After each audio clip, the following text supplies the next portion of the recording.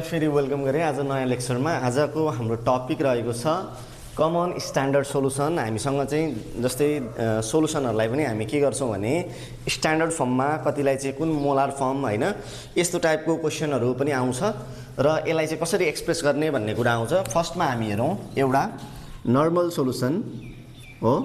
पहिला बुझ है, नर्मल सोलुसन।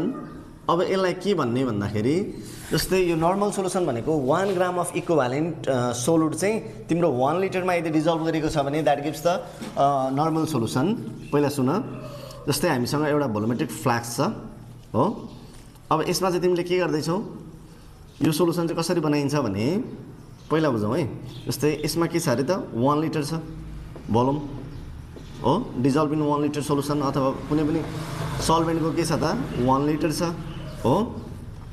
अब तिमी के गर्दैछौ, मात्रै 1 ग्राम इक्विभ्यालेन्ट सोलुड चाहिँ तिमी के गराउँदैछौ, यहाँ डिजल्भ गराउँदैछौ भने that is called the normal solution. It is denoted by n 1n। यसलाई नि के भनिन्छ त 1n भनिन्छ। अब यसलाई बुझ है। अब यसलाई कसरी बुझ्ने, ल्याङ्ग्वेजमा लेख्नु पनि पर्यो होला हैन, म लेखाइ नै दिइहाल्छु, केही छैन, डोन्ट वरी। जस्तै फर्स्टली नर्मल सोलुसन भनेको चाहिँ के हो भने द सोलुसन इज प्रिपेयर्ड हैन, the solution is prepared by dissolving 1 gram equivalent weight of solute हैन। The solution is prepared by dissolving 1 gram equivalent weight of solute in 1 litre of its solution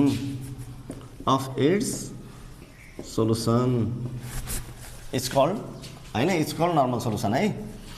solution it's called के भनिन्छ अरे normal solution भनिन्छ। यति कुरा बुझिहाल्यो होला। It is denoted by हो, it is denoted by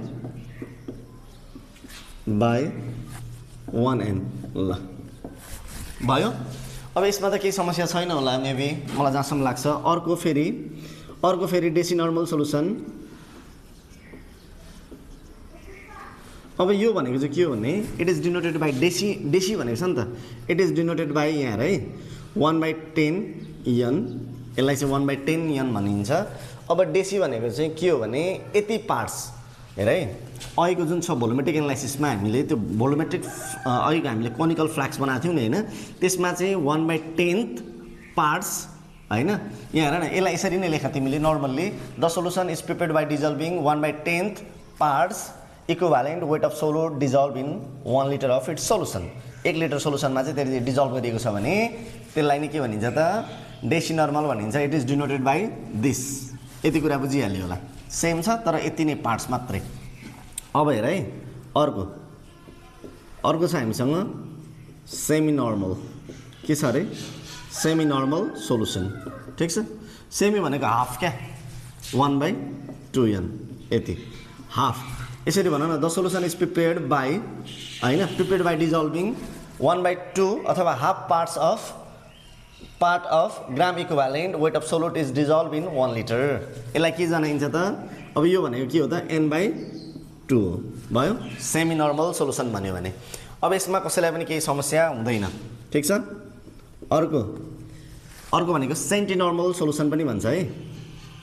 centi normal solution, जस्तै centi normal solution भनेको 1/100 पार्ट्स के तिम्रो 100 पार्ट्स ग्राम अफ इक्विभ्यालेन्ट चाहिँ त्यही डिजल्भ गरेको एउटै लिटरमै 1 लिटरमै। यति कुरा बुझे भइहाल्यो। अब यसलाई के भनिन्छ त, यसलाई चाहिँ सेन्टी नर्मल सोलुसन भनिन्छ। टक्क यति लेखिदियो भने यु गट। ल यतिमा 2 मार्क्सको क्वेसन आयो भने simple you can write this way. The solution यहाँ रे, the solution is set to be centi normal solution where 1/100 parts of gram equivalent weight of solute dissolve in 1 litre of its solution अथवा dissolve in 1 litre भन्दा नि भयो हैन। It is denoted by n/100 सक्यो। अब अर्को त्यस्तै गरेर इम्पोर्टेन्ट मोलाल सोल्युसन है। मोलाल सोल्युसन भनेको बुझौँ ल, के अरे मोलाल सोल्युसन भनेको केही पनि छैन। 1 मोललाई चाहिँ के गरिन्छ 1 किलोग्राम मा चाहिँ हामीले यदि डिजल्भ गर्यौँ भने that gives the molal solution. It is denoted by small m. हेर है, अ सोल्युसन अथवा द सोल्युसन, यहाँ यसरी लेखौँ द सोल्युसन इन व्हिच, जहाँ चाहिँ के छ अरे द सोल्युसन इन व्हिच 1 मोल of solute, 1 mole of solute dissolved in 1 liter, dissolved in 1 liter.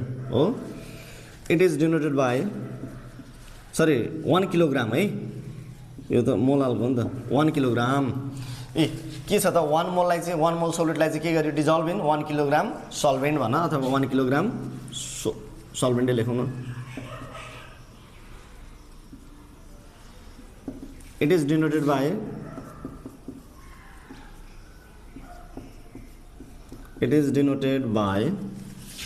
यसलाई कसरी डिनोट गर्न सकियो बाई 1 m। यसलाई यसरी स्मल एमले के गरिन्छ डिनोट गरिन्छ molal सोल्युसनलाई। If you have any kind of problem with respect to this topic, please comment me because comment section is totally free of cost to all my dear students.